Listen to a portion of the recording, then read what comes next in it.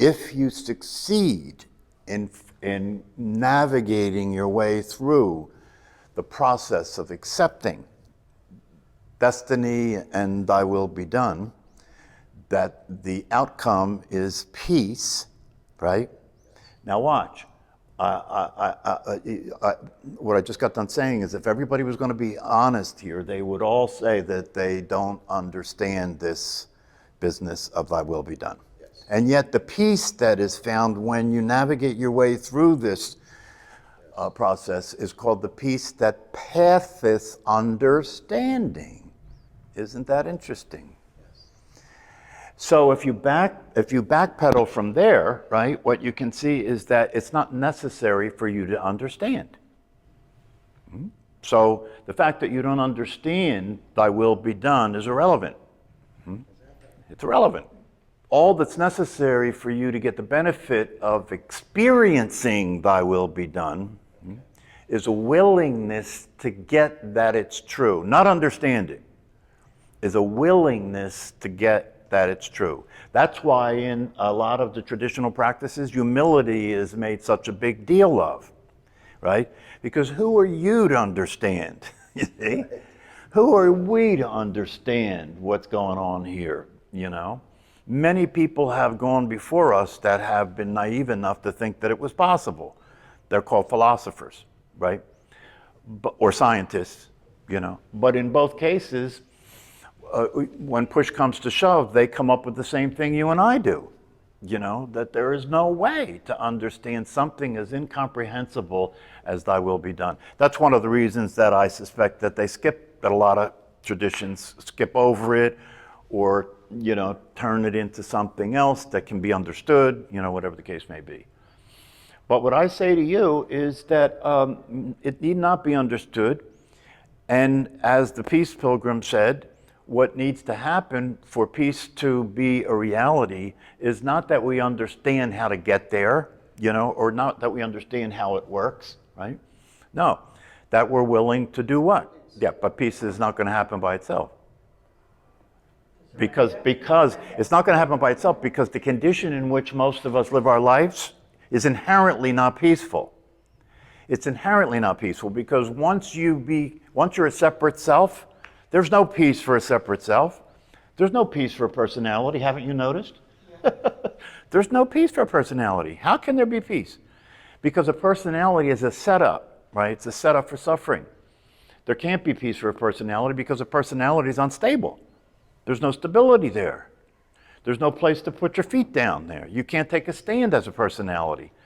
You can try to take a stand as a personality, but in the long run, it can't hold up because it's not real. It's inauthentic. You can't take a stand as a personality when you're not a personality and you just think you are, so the stand won't be really a stand. So this whole business of thy will be done, when you brought it up, I almost said, oh, I was going to try and stay away from it. Simply because I know I've been at this for a long time, right? And that concept chokes in my throat too, okay? Because it is just so inconsistent with the way things seem to occur. It's just so inconsistent with the way things seem to occur. And yet at the same time, if you can navigate the process of thy will be done, meaning that you accept the evidence, as part of the navigating the process, right? Because there's no evidence for you to have free will. There's no evidence for that. There's science now that says it's not true. So the evidence speaks for it, right? So what's so hard? What makes this so difficult, right? And the thing that makes it so difficult is because the personality has depended on being able to do something. It's, you know what I mean? It's the heart of the matter. It's the heart of the personality to be a doer. That's why I say it's one thing to come to this by recognizing that the personality is not real and that personality is nothing other than a conditioning process, a learned reality, right? That's taken to be real when it's not actually real. And because there's so much agreement about it being real, nobody asks any questions about it, all right? It's absolutely agreed that that's the case. So the thing about it is that there has to be a willingness to deal with that. There has to be a willingness to deal with your brain, and your brain is absolutely convinced that you're a doer. That's why it chokes in your throat, because, and then the other thing about it that has a choke in your throat is the idea that I don't know how to do this. I don't know how to be a not doer. I don't know how to do not doing. Right? I don't know how to do not doing, right? So what do you do? If I try to accept it, what do I do to accept it? It seems as though what I have to do to accept it is stop doing, but I can't stop doing. I wouldn't know what to do if I didn't do, right? So the thing about it is that, the reason that it gets stuck like that is because there is this notion about the idea of not being a doer, or there's this notion about thy will be done that has you automatically exclude the possibility that it could include free will. Now watch, this is one of the reasons that this gets so crazy, right? I just said something that doesn't make any sense, right? Did you hear it? That's why you get stuck. Because no free will includes free will, right? Thy will be done includes free will, right? But the thy will be done free will, as Ramesh said, the thy will be done free will, right, is just an appearance. It's just the way it appears at this level of things, right? And it has to be so in order to, you being the doer in the way that things occur in the world, in time and space and separation, that's the way things occur in the world, right?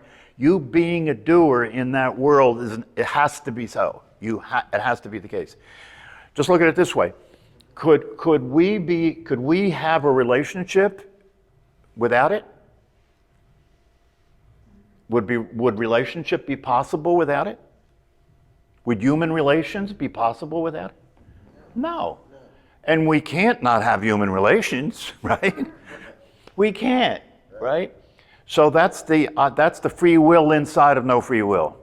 It's like a Russian doll. You know what a Russian doll is? That you have to have, you can't stop being a sinner without having free will, right? You can't stop being a sinner without having free will, right? So it blows the whole idea. I heard this the other day, and I had never really thought of it, right? But in Catholicism, they teach that Jesus died for our sins, okay? But if thy will be done is true, there couldn't be any sins. That blows the whole system. It blows the whole system. So the only way that you can be with the idea of thy will be done in destiny is to accept that it is ultimately true, just like a lot of things are absolutely true, but not relatively true. See what I'm saying? Relatively speaking, we occur to be separate from one another. But in an absolute sense, we're not, right? But how many people are aware of the absolute?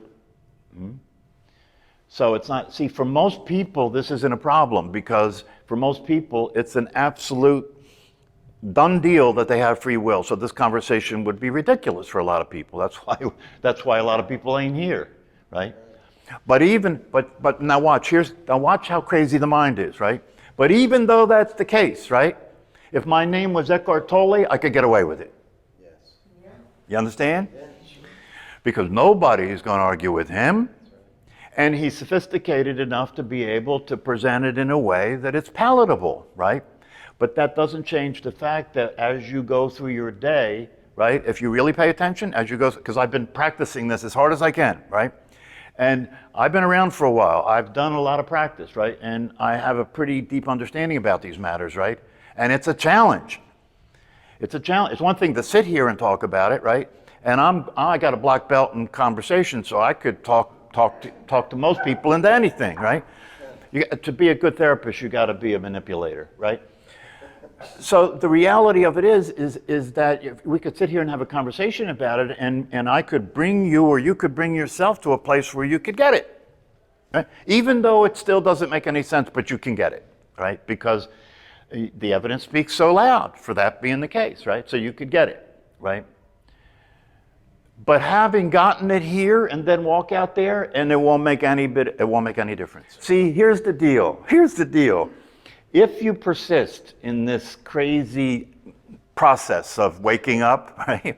If you persist in this crazy process of waking up, the universe will probably start throwing curveballs at you. Do you understand? Yes.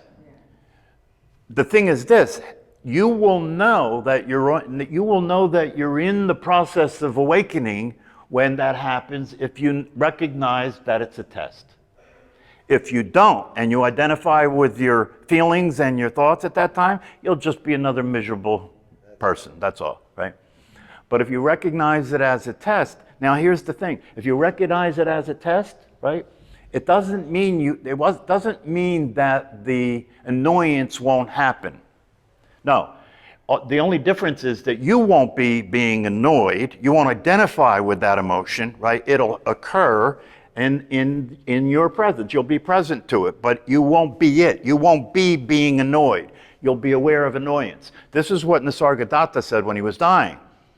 When somebody said to him, because he was moaning, and he had throat cancer, right? And somebody said to him, "Are you in pain?" You know?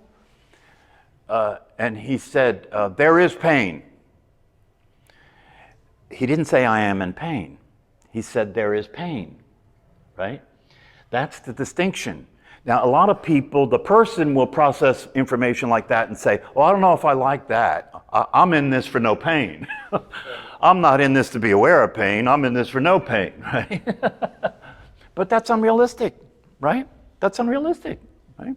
So the thing is this, so when that happened today, the context for the experience was one in which I could hold it as an opportunity to practice. There. The context was established. This is an opportunity to practice, right? Now, so that's one of the ways that you can know where you are in this work.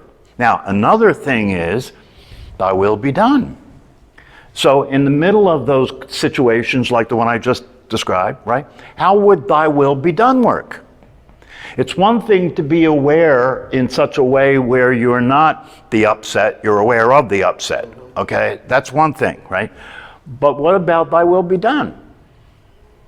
What if you plug that into it? How does that occur? How does that affect how it's occurring if you plug thy will be? And when I say that, I mean, if you plug it into it, I mean that you're willing, that you've gotten thy will be done. You may not understand it, but you've gotten it, and you understand the way to have the peace that it promises be yours is you practice it. You practice it. The person wants quick fixes, doesn't it?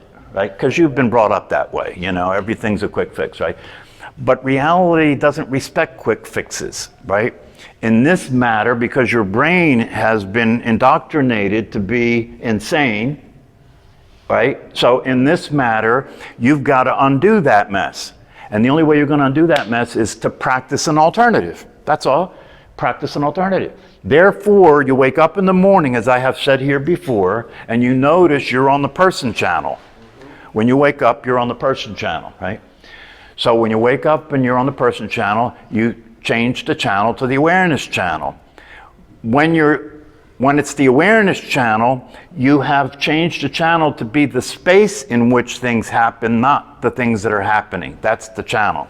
You become the space of what's happening, not what's happening. But having changed that channel, right, and you get up out of your bed and start, right, before you get to the bathroom, you'll be challenged. Yeah. Right? Yeah. And we're so suckers, we're such suckers for that hook, we don't even notice when we bite it. And before you know it, you're miserable. Before you know it, before the day even gets started, you find yourself feeling, ah, shit. Right? Yeah. So this is about not having that be your life, is what this is about. It's just like Hal said, right? If you listen to what Hal said, he said, this is not a hobby. This is not a something to be fascinated about. You know, this is not something that you can practice doing tricks. No, this is about the truth, and what this is about, as far as the truth is concerned, is whether or not your life will be lived, right? Whether your life will be lived or whether your life will just happen. For most people, their life just happens.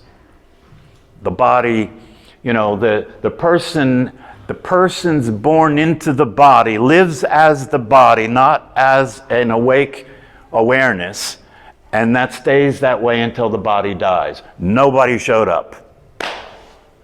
That's the common life. Nobody shows up. There's a brain interacting with stimulation. That's called life. Okay? And you are being dragged through the process, if that's the case, right? You're being drugged through the process. So the only way out of that is to wake up and realize that your main frame is corrupt. Your operating system is corrupt.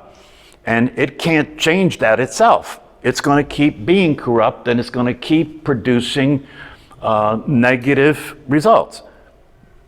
So you've got to intervene, and the intervention, and you're right, it's not easy. One of the things that you come to understand, if thy will be done is practiced, is that everybody's innocent.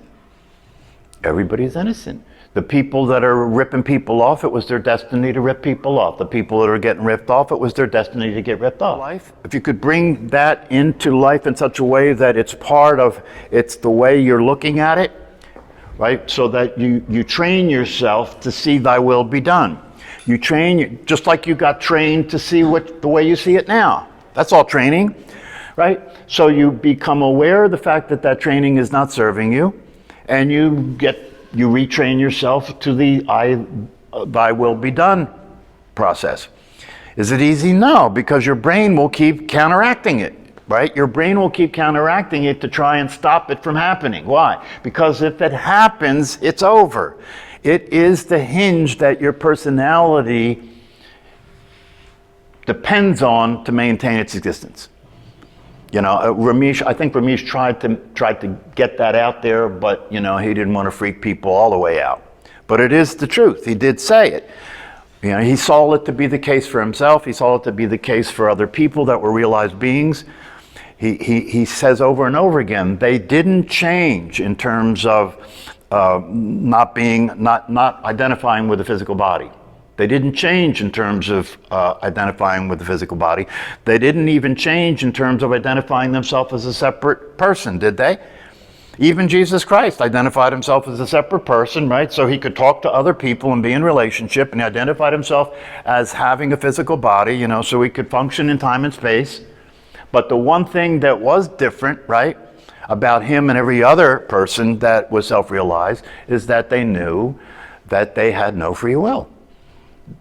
It became the thing, even in the case of the Peace Pilgrim, it was what allowed her to be superhuman. Because what happened on that night when she looked up at the stars and said to God, use me, right? What happened on that night, and this is exactly how she says it, that God answered her prayer and took away everything that would be a barrier for her to keep her vow, which made her superhuman, right? In other words, took everything away. For you and I, like I said before, if you and I walk a couple of miles, we're ready to stop, right? So that barrier that comes up for you and I, if we walked a couple of miles, got removed for her. So there was no barrier for her. She had a direct connection to the source. So if you want to understand how somebody could walk 50,000 miles, you have to restate the sentence. Can God walk 50,000 miles? Because that's who was using her body. She took away, as Ramesh would say, you're disconnected from the source. She got connected to the source. So she had infinite energy, infinite power, infinite clarity whenever she opened her mouth to speak. And this woman was not a sophisticated person. She wasn't college educated. This was a high school graduate. She wasn't that sophisticated as a human being. And yet, when she opened her mouth, the clarity and simplicity of what came out of her mouth was superhuman. Yes, it was. I mean, it was right on the money all the time. So, it obviously, and I'm sure if you were to talk to her about it, and she did kind of say it if you listened to her talk, but it wasn't her talking. It wasn't her talking. So, who would be using your mouth if you were really clear, thy will be done? What would be the case for you? How would it be for you to experience thy will be done, not just know about it as a concept? Well, do you want to find out? Practice it. If you want to find out, start going through the day, looking at everything, even the little things that go on. So for people who don't have that practice, don't have that intention, don't pay attention that way, that's just going to be a pain in the ass to be added on to the rest of the pain in the ass that you're carrying around in your life. And you're carrying around a lot of pain in the ass, aren't you? Yeah. Your body, you know, it's like I was listening to Rupert today, and a woman asked him a question, and she said, if consciousness is all there is, I'm just paraphrasing, I don't remember exactly, but she said, if consciousness is all there is, and therefore the physical body is actually just consciousness, yeah, even though when we look at it, you know, we see, right? Can a person who is self-realized heal the physical body? That was her question. And when she asked that question, I really looked at him like, you better be careful. You better be careful how you answer that question, right? But he nailed it. He nailed it. And he said, well, it depends. It depends. If what's wrong with your body could be directly, you could walk it back, whatever's going on with your body, if you could walk that back to a condition that is a result of your experiencing yourself as a separate self, like anxiety, if you could walk it back and you realize the anxiety you experience, the fear you experience is a function of your being a separate self, right? And being afraid of what's going to happen to you. Right? That's separate self, being afraid of what's going to happen to you, right? Being afraid about what you don't have in relationships and what you want in relationships and what's going to happen in the future and what happened in the past and what's wrong with your body now. You know, all of that stuff, right? So you really have to be willing to see if you can deal with the source of the problem. So what he said is, if the source of the problem is a function of your being a separate self, then obviously it's possible for that to heal. How does it heal? By eliminating the experience of yourself as being separate, right? On the other hand, if what's wrong with you is coming from another source, right? Like they use the example of a headache, you know. Can a headache go away by your experiencing the truth about who you are? And I don't mean like in one moment, but you know, in time or whatever. And the answer is yes, absolutely. And every other stress-related illness, and when you look at how many stress-related illnesses there are, cancer, heart problems, digestive issues, yeah, you could say that a lot of doctors do say that most of what's wrong with human beings physically is stress-related. Right? So the answer in a lot of respects is yes, right?